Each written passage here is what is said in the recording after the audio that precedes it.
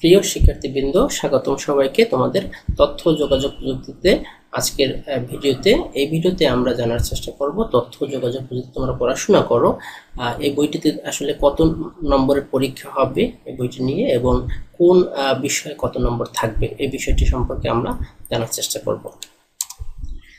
তো জাতীয় শিক্ষাক্রম পাঠ্যপুস্তক বোর্ড কর্তৃক নির্ধারিত তথ্য যোগাযোগ প্রযুক্তি বিষয়ে মোট নম্বর 100 এবং এই 100 নম্বরের পরীক্ষার ভিতরে তোমার 75 নম্বর থাকবে রিটেন বা লিখিত অংশে এবং 25 নম্বর থাকবে ব্যবহারিক বা প্র্যাকটিক্যাল বিষয়ে।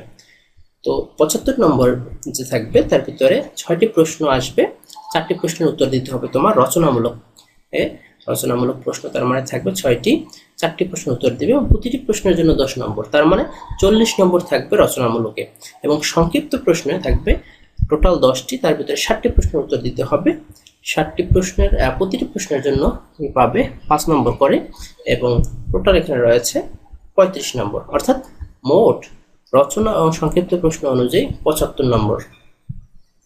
প্রশ্নর বিষয়গুলো তোমরা নম্বরের বিষয়গুলো সম্পর্কে জানতে পারলে আশা করি এরপর আমরা দ্বিতীয় ভিডিও অংশে আমরা জানার চেষ্টা করব প্রথম অধ্যায়ের বেশ কিছু তথ্য প্রযুক্তির মূল বিষয় সম্পর্কে।